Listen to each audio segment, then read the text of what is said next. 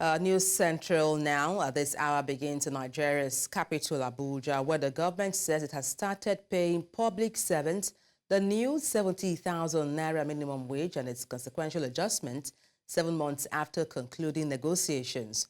Over 1.2 million civil servants on the federal payroll will receive the updated salary in September. The directive came through a warrant signed by the Accountant General of the Federation, Dr. Oluwatoyin Maiden, instructing the Budget Office to implement the new payment. Documents from the National Income, Salaries and Wages Commission outline the updated earnings for civil servants under the Consolidated Public Service Salary Structure. This marks a significant boost for workers across all levels of federal service.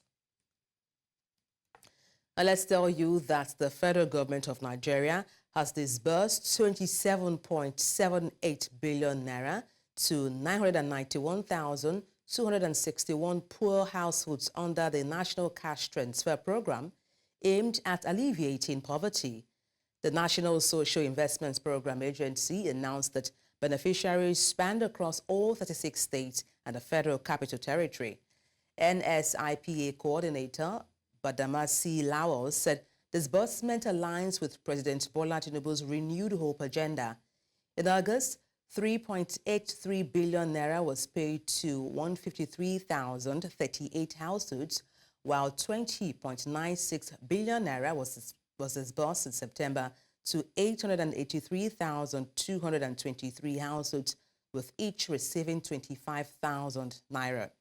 The initiative seeks to cushion economic shocks, improve households' finance, and promote well-being.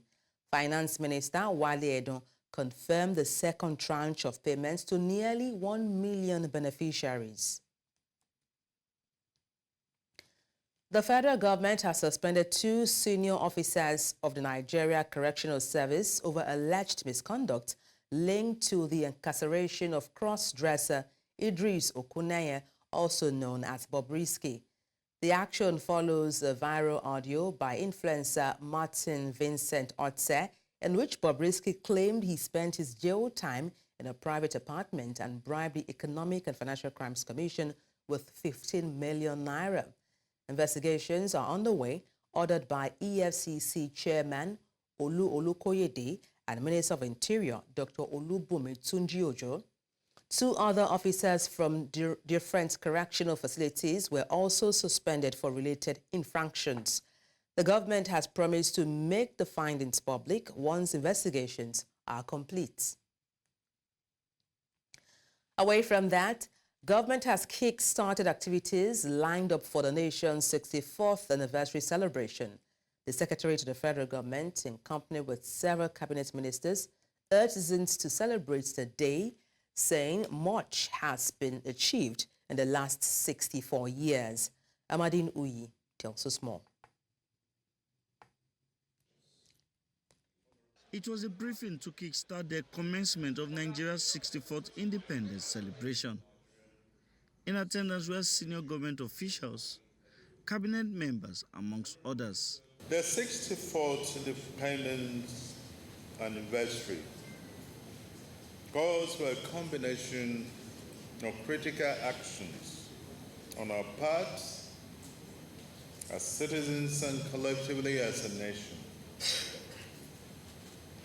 These actions include a reflection on our past and a determination to raise the banner of hope, progress, peace, unity, and development.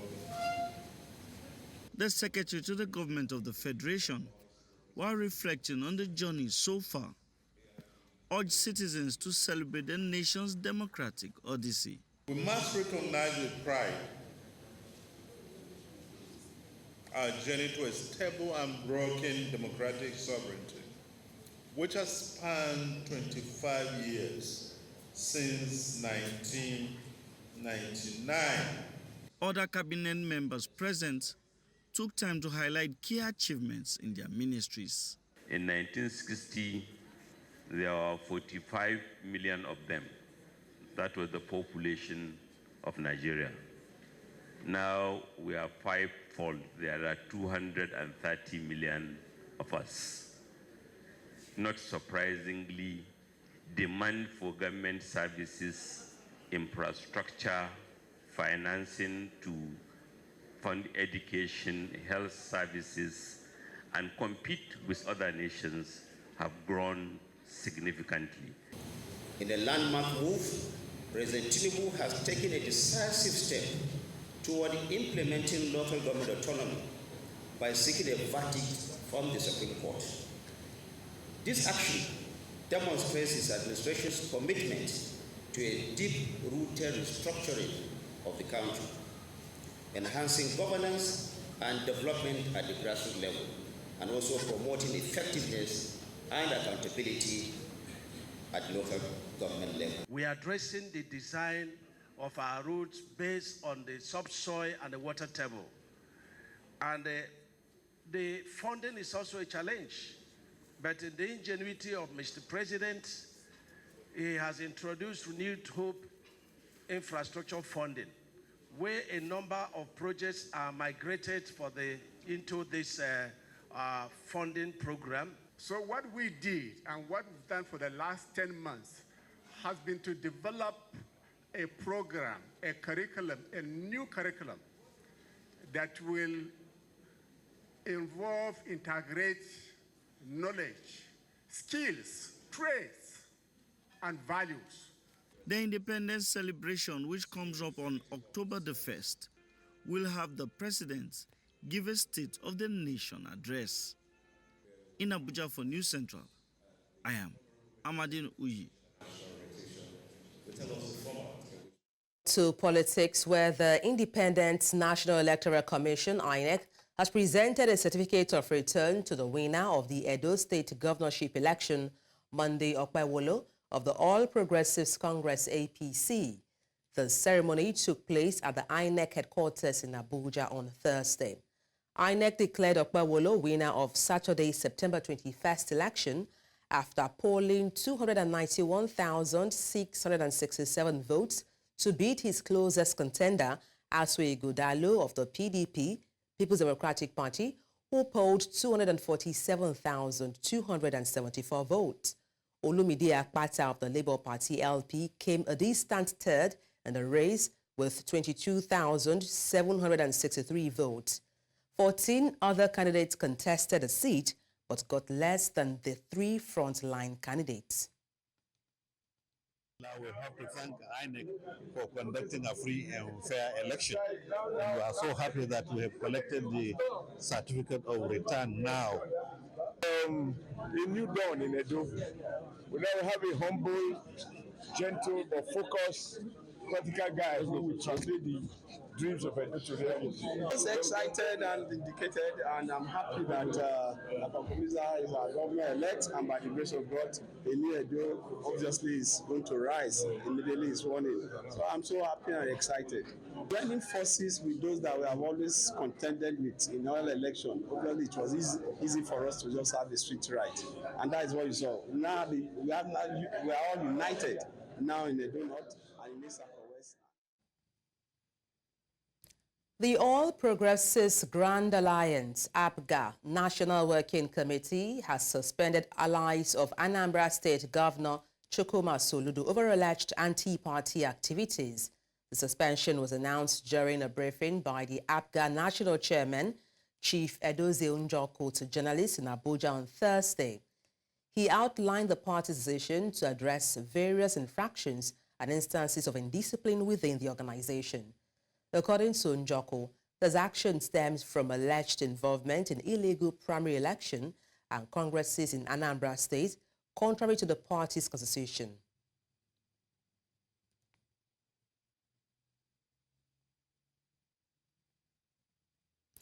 Transparency organizations in Nigeria say there is a need for urgent constitution of Electoral Offences Commission to adjudicate on electoral offences that have characterized the nation's voting process. This, they say, will stem the tide of irregularities and future occurrences of electoral malpractices and other related offences. The civil society organizations made this call at presentation of Citizens Memorandum for Reform of the Electoral Legal Framework in Nigeria's capital in Abuja. Our correspondent Joshua Imarayi has details. The proposal of civil society is that an Electoral Offences Commission, National Electoral Offences Commission, should be put in place. And we are all aware, that this has been in the pipeline, but somehow we don't know why the political class, hasn't moved it very fast. If we had that, it will go a long way in dealing with the impunity that we see in the electoral process. Judges who are appointed to adjudicate on election cases, they need to be trained, they need to be judges of impeccable character, and where you have judicial officers who deviate, from the norm, there has to be some level of sanctions. Among other reforms, they called on lawmakers to establish a law backing the use of technology in elections. The reforms emphasize the need for a robust legal backing for the use of technology in elections, such as mandatory electronic transmission of election results. By doing so, the electoral process will become faster, more accurate, and less susceptible to tampering. They also expressed worry at the lack of inclusion for persons with disabilities in the just completed Edo State governorship poll. The issue of inclusivity, which is within my constituency, had very little presence, and I hope that the rec in Ondo will learn from the mistakes of the rec in Edo State. Stakeholders at the engagement say the proposed electoral reforms will restore integrity, enhance efficiency, and ensure inclusivity in Nigeria's electoral process. In Abuja for News Central, I am Joshua Iwarai.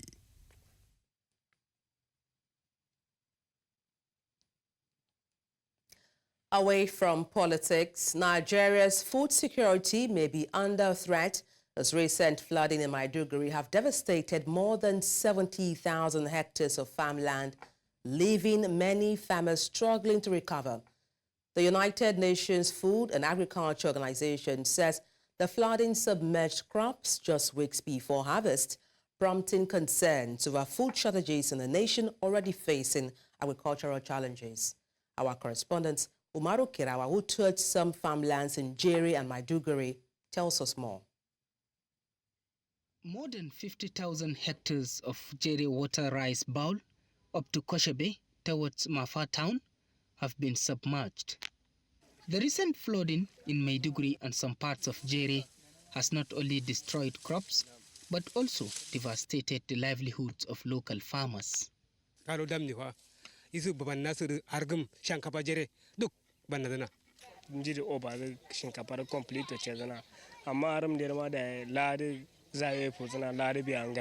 Yanzu da aka samu aka dan cicire ma kwata-kwata bai nuna ba. Yanzu kaga nan duk ya fadi duk ruwa ya zo ya shanye. Mutane yanzu bana sai dai abin da Allah ya abinci kan babu. Bare Jere shi ma an da zaksu bana baro monjin bawo.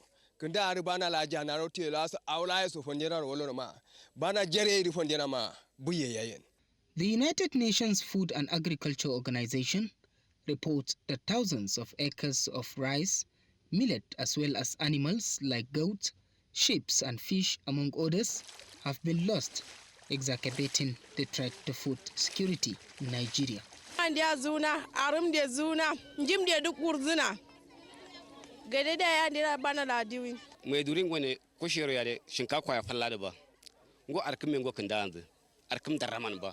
Andi federal government brutuyena, state government brutuyena, local government brutuyena. If government will take measures in future, it will be very good and it's going to help the economy of our people to come back better. The fear now is that of rising prices and scarcity, which could lead to increased hunger in vulnerable communities. God has tested us and then we have taken it, but we need an intervention, particularly to make our people to partake in the dry season farming. So I'm calling on federal government, maybe through the Ministry of Food Security, to come up with a program that they will get the real data of what actually the water has caused, so that the government will quickly plan for immediate intervention and so also for long term. Approximately 5 million people across Borno, Adamawa, and Yobe states are said to be at risk of acute food insecurity, according to the Food and Agriculture Organization of the United Nations, from mid-September to October 2024. More than 70,000 hectares of rice farms have been submerged here, and the farmers continue to count on their losses, hoping for support from the government and other well-meaning individuals to alleviate their hardships and address the issue of threat to food security. In Jere for News Central, Umoru Kirawa. Women farmers in Nigeria have expressed worry over delay in delivery of fertilizers to farmers in the country. They say this is affecting their farming and continues to aggravate food insecurity in the country. This was made known during a national dialogue on the 4th Biennial Report Review on the Comprehensive Agriculture Result Framework of the Nation, African Union's Commission, Africa Agriculture Development Program. Our correspondent, Emmanuel Bagudu, tells us more. It is no longer news that the report say Nigeria is among countries with the most food insecure citizens in the world. Stakeholders say on a scale of 0 to 10, Nigeria scored 3.4, which is adjudged not to be on track in the implementation of the Malabo Declaration on Agricultural Transformation in Africa. This event, an initiative of Action Aid Nigeria and Nigeria's Ministry of Agriculture and Food Security, is expected to profile solutions to this shortcoming and find ways of making Nigeria a food-secured nation. This is the report of the 4th Biennial Review that was signed off by the African Union governments earlier in the year. So we are having this dialogue to reflect as a country in terms of the progress we have made in terms of the agriculture sector, looking at the CADIP result framework and the gaps and what we need to do going forward in terms of looking at the recommendations coming from the report. The women farmers present here provided a first-hand information on the causes of food insecurity in the country. Let the fertilizer come in time, because agric is a seasonal something. We start our planting. If rain come early, it will be like April, May. Then, if you want a farmer to harvest or to get something, you have to plan for the farmer in time. At least by January, February, March, they have finished everything. Then release the funds so that every agencies will carry the activities so that we farmers will benefit. Is government really taking agric as seriously as they speak about it? Releases in agricultural sector, like budget releases, is very poor. We got fertilizer just a month ago when the planting season is over. So I don't know how farmers are able to use that to perform magic. And we're saying there is no food, there is inflation in the country and all of that. So government really needs to be serious. And not only government this time around, we're also calling on other partners to make sure that they take investment in agriculture seriously.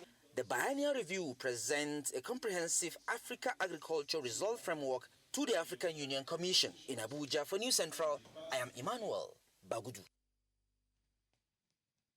Time for a break. When we return on Offa bank robbery, court sentences 5 to death. Join us again.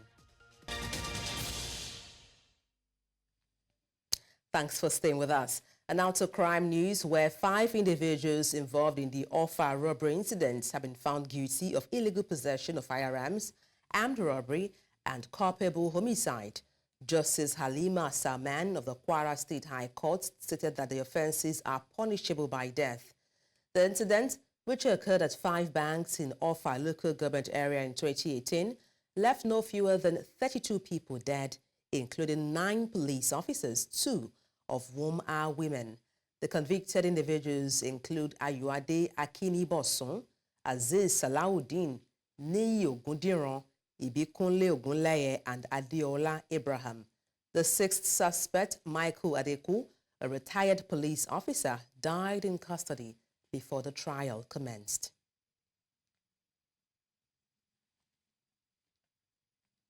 Let's also tell you that Minister of Works, Dave Umahi, says the federal government will toll all major roads in the country upon completion of construction and renovation. He listed some of the roads as Lagos-Ibadan Expressway, Second Niger Bridge, Abuja-Kano Road, and Makurdi 9th Mile, among others. The former Ebonyi State Governor said the tolling of federal roads is going to bring a lot of money to the federal government. Umahi said private sector members have been engaged to bring in funds, construct the roads, work with the Infrastructure Concession Regulatory Commission and the Ministry of Works to toll the roads. Tree planting exercises are identified by environmentalists as a climate change adaptation strategy for sustainable development in Nigeria. Now, climate change activists, however, urged many Nigerians to participate in several tree planting initiatives, both at the national and sub-national level, particularly within communities. News Central's Omolola Ololade tells us more in this report. Nigeria, with its diverse ecosystems ranging from tropical rainforest to arid savannas, faces significant environmental challenges, including deforestation, desertification, and loss of biodiversity. However, tree planting has been recognized worldwide to combat deforestation and promote reforestation. In Nigeria, especially in Lagos urban city, there have been various tree planting exercises aimed at restoring degraded lands, enhancing biodiversity, and supporting livelihoods. The Lagos State Agency responsible with the last park, they are doing their best, but it's not enough. It's not enough. We can do more, especially for a city that has at least 21 million people. So we must have equivalent green spaces to be able to take care of this number of people. And I'm aware that there's a law in Lagos that says at least 25% of every land should be green. How much that law is being implemented begs the question, and that is why also real estate development guys needs to look at it and see how they also can contribute. When you look at kind of the pace of growth, especially with a place like Lagos, it means that a lot of developments have eroded our trees and the environment. So it was important to send the right signal. And we also think it's something that individually our team members and employees can continue to do on their own. So it's to just encourage people to care about it and to think about it, be mindful, even in the choices that they make to sometimes destroy or cut down trees. While NGOs and local communities play a crucial role in tree planting efforts, community efforts, particularly from individuals, are vital to ensure the sustainability of tree planting projects. This will in turn foster a sense of ownership and responsibility among local populations. Personally, I think tree planting is something that I'm involved in, not just with my company, but as an individual, because it's very important for sustainability. So, yeah, for the earth to be better, for us to sustain nature, tree planting is very important. The tree planting exercise is really important to me because of the amount of carbon emission I also release into the environment daily. On a daily basis, I bought buses, I switch on my generator and all of that. So this is a way of replenishing my environment. The role of planting trees in Nigeria cannot be overemphasized, according to environmentalists, as it remains one of Nigeria's climate action strategies in mitigating the adverse effects of climate change while addressing environmental degradation. In Lagos for News Central, Omolola Ololade. In the meantime, climate change experts have called for increased investment in climate adaptation measures that would empower children with the tools needed to drive change and protect them from the effects of climate change.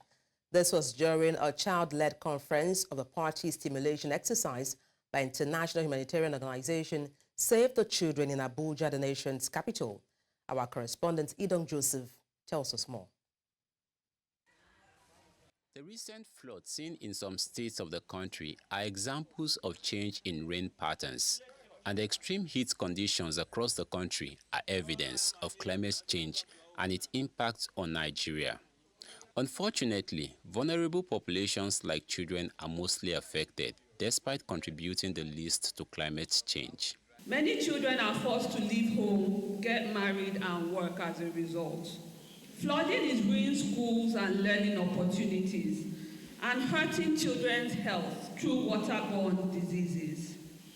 In a bid to empower the next generation of leaders who will be able to make changes, Save the Children has launched an initiative that will amplify the voices of young people in the country. Today's Conference of Party Stimulation, also known as COP29 Simulation, is the testament of that commitment. It is a platform where children can engage in the same complex discussions that take place at international climate negotiations.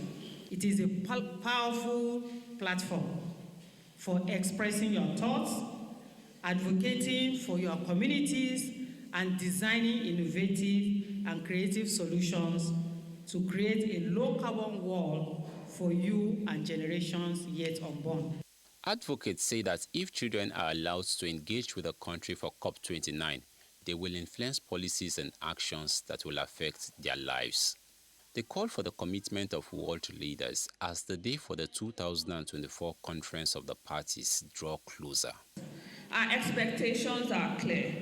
We want to see decisive actions to limit global temperature rises, reduce emissions, and increase investments in climate adaptation measures, particularly those aimed at protecting the most vulnerable, who are the children.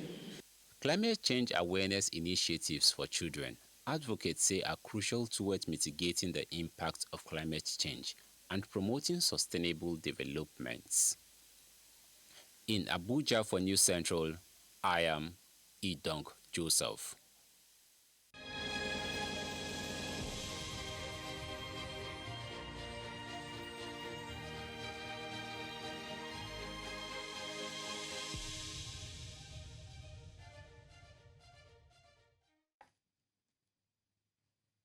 And now to stories regarding hunger, where the ongoing 79th United Nations General Assembly is ongoing. Kenya President William Ruto says as some nations are increasingly choosing unilateralism and militarization over dialogue and diplomacy, the them versus us mentality has escalated tensions and eroded trust in the global multilateral system. He said this on Thursday at the 79th session of the United Nations General Assembly, UNGA. According to Ruto, sophisticated cyber attacks on critical infrastructure and climate change are increasingly fueling instability and conflicts around the world. The world is at a challenging moment and in a most precarious international security dispensation. The promise of the United Nations Charter to save succeeding generations from the scourge of war has been profoundly shaken. From land to sea and from air to the outer space, global peace, security, and stability are increasingly under threat. Conflicts and tensions pervade every frontier, undermining the collective security that international cooperation seeks to uphold. Cases of polarizing narratives, factionalism, social upheavals, organized crime, war, and stockpiling of weapons of mass destruction are at an all-time high. Great power rivalry is intensifying, provoking regional competition and inducing geopolitical and geoeconomic realignments and tensions. The subtle nuances of them versus us has produced negative coalitions, wars, tensions, as well as eroded trust and confidence in global multilateral system. Meanwhile, Sudan's army chief has raised the alarm at the United Nations that months of war in his country could spill over into the region, and he called for international pressure to be placed on paramilitary forces he is fighting. Abdel Fattah al-Burhan Speaking at the 79th UN General Assembly in New York, called on the international community on Thursday to designate the Paramilitary Rapid Support Forces, RSF, as a terrorist organization and to target its sponsors outside Sudan's borders. Sudan is facing very serious challenges. And in fact, a war is being waged. There's a conspiracy. A war is being waged by a group that has rebelled against the state for many years. It's receiving political and logistical support at the local and regional levels. You've all witnessed the crimes, the violations, and the atrocities committed by these rebels, targeting the Sudanese people and the Sudanese state. The war began with an attempt to seize power through force. With time, it's transformed into a total war against the Sudanese state and the Sudanese people. Countless crimes are being committed: ethnic cleansing, forced displacement, and genocide. All of this has been committed by the Rapid Support Forces, the RSF, which should be considered a terrorist group. This militia is continuing to perpetrate crimes, and it is most unfortunate that it is receiving the support of some states in the region. States which are providing funding and mercenaries for their own political and economic benefit, in flagrant violation of law and international will.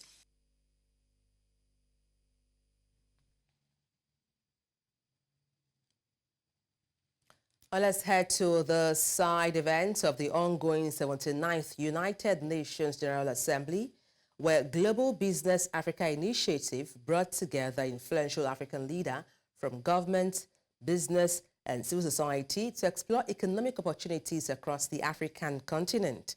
Notable speakers on Thursday were former Vice President Yemi Osinbajo and Director General of the World Trade Organization, Okonjo-Iweala, while speaking, pointed out several challenges affecting trade in Africa. One passport. So for business people at least, so that they could move quickly and freely, I don't think we've arrived there. Some of the major infrastructure projects that could link countries, and here's where you come to trade, they're still on the drawing board. And the one thing I will always continue to say, the cost of doing trade on the continent is too high. It's like adding another tariff onto goods of over 300%. With that, it's very difficult to compete. And we can bring some of those costs down by digitizing some of our trading processes, implementing the trade facilitation agreement of the World Trade Organization. We've shown that countries that implemented it have seen their trade costs come down dramatically. But the average implementation worldwide is 70-something%, but for our continent it's 40-something. Okay, so why don't our countries implement that and help to bring the costs of trade down? And former Vice President Yemi Osinbajo, while speaking, emphasized the need to look at regulations to aid startup businesses in Africa. Who spoke to that, the whole question of market access. And that is so crucial. And that's a very crucial part of our work, to ensure that startups in Africa have market access. Yeah. In other words, where they're able to do cross-border transactions. And the way to do cross-border transactions is to make entry level and barriers to lower barriers and make entry easier. Yeah. And the way to do that really is looking at regulations.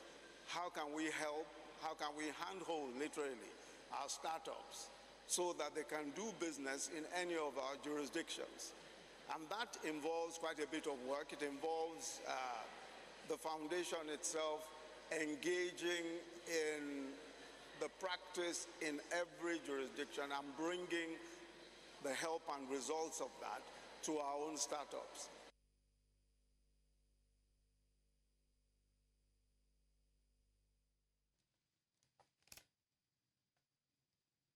Coming up, Senegal Prime Minister Ousmane Sonko pledges to probe immediate past administration. We have details shortly. Join us again.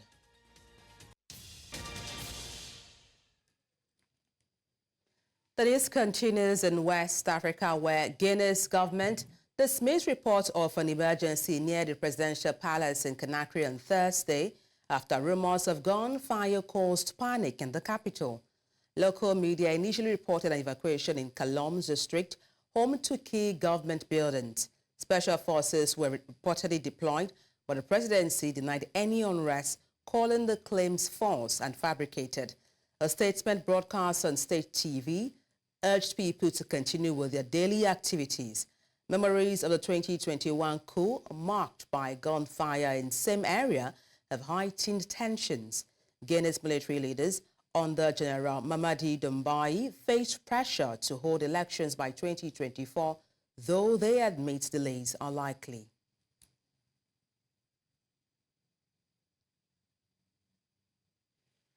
We head to Senegal, where Prime Minister Ousmane Sonko vows to investigate what he termed widespread corruption under the previous administration, accusing it of having fiddled with its financial figures. According to Sonko, President Macky Sall's regime lied to the people and lied to its partners, fiddled with the figures to give it an economic, financial and budgetary picture that had nothing to do with reality. Sonko adds that the policy of unbridled indebtedness under the former president Macky Sall has led to the use of resources that is not transparent and that is conducive to widespread corruption. Sonko and President Bassirou Diomaye Faye swept into power in Senegal in March on a pledge of radical change in the West African nation. Up north, the United Nations says rival administration in war-torn Libya signed an agreement on Thursday to appoint a new central bank governor, potentially paving the way for restoration of vital oil production. Now, tensions have escalated since August, forcing current governor Sadiq Al-Kabir to flee the country. Under the deal reached in Tripoli, both sides agreed to name a new governor within a week and form a board of directors within 2 weeks. The agreement was signed by representatives from Libya's eastern and western government. Libya has since been divided since 2011 overthrow of Muammar Gaddafi. Oil production, now halved, could be restored following this crucial deal. When I head to East Africa, where thousands of Ethiopians gathered in the capital on Thursday to celebrate an annual religious festival distinguished by lighting of bonfires, according to the beliefs of the local Orthodox Christian faithful.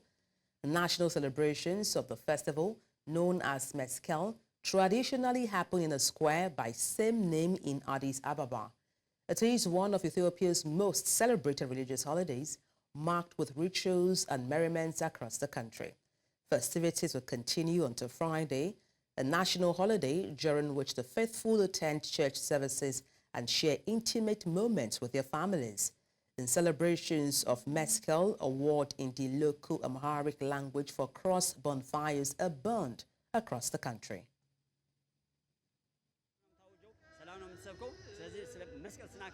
ሰላም ይዘን ነው እንጂ ጣልና ክርክር ይዘን አይደለም። መስቀል ላይ ያየነው በቀራንዮ ክርስቶስ ያየነው ምንድነው? ጠላቶቹን እየገደሉት እየቸነከሩት እየወጉት ይቅር በላቸው ነው። ስለዚህ የይቅርታ የሰላም የፍቅር የአንድነት እንዲያደርግልን እግዚአብሔር ክርስቲያን ሁሉ ይህንን የሚሰማ ሁሉ በሀገር ውስጥ በፍቅር በመተሳሰብ መኖር አለበት። በመስቀሉ አንዱ የተደረገው ሰላም ነው። የተለያዩ ተጣልተው የነበሩ ሰማይና ምድርን ጨምሮ ሰውና እግዚአብሔር ሰውና መላእክት ሁሉ አንድ የሆነበት የታረቀበት ሰላም የሰፈነበት ነው። ስለዚህ ለሀገራችን የምመኘው ይህንን የደመቀ የክርስቶስን የመስቀል በዓል የምናከብርበትን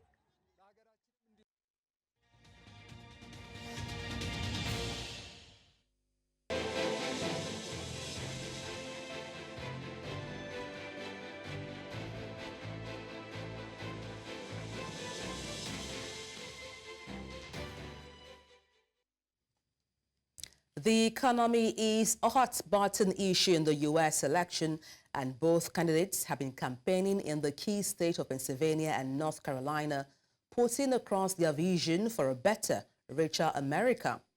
Harris pushed herself as a capitalist, while Trump claimed that Foreign entities wanted to assassinate him because of this economic plan. For News Central, Chief International Correspondent Afia Hagan has more.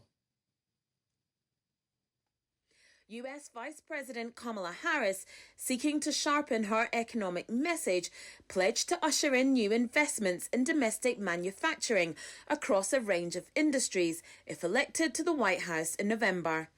In a speech in the must-win state of Pennsylvania, Harris cast herself as the best person for the job of president, with a pragmatic approach to boosting the middle class.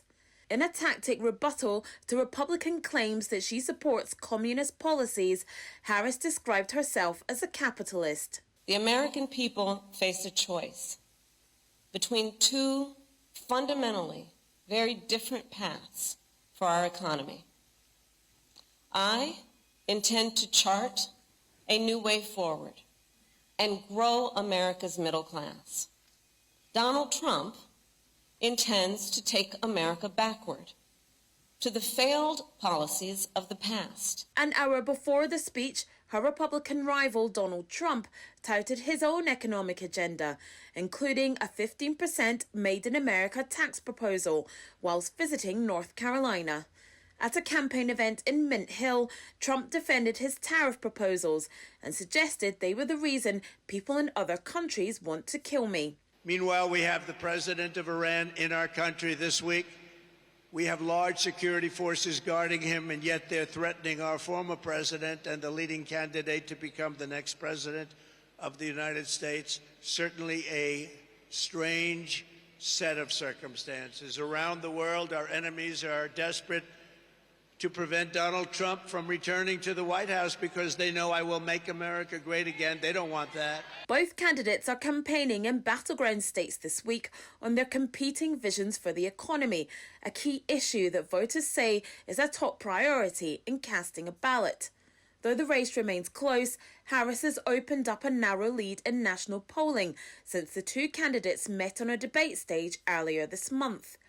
The economy routinely emerges as a top issue for voters this November, and both candidates have touted populist policies, with Harris appearing to mirror a Trump proposal to end taxation on service workers' tips. For News Central, I'm Afia Hagan.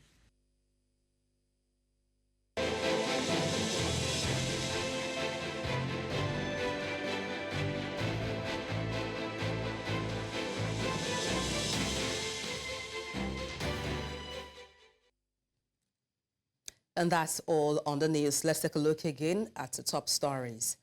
Nigerian government begins payment of new minimum wage to civil workers. Government releases 24 billion naira to 991,261 Nigerian households under the National Cash Transfer Program. Senegal's Prime Minister, Ousmane Sonko, pledges to probe immediate past administration over corruption. Do follow us on social media. We are at News Central TV. You can watch us live on DSTV, Channel 422, Star Times, Channel 274, Avo TV, and YouTube. Many thanks for watching. I'm Adebola Adedugba.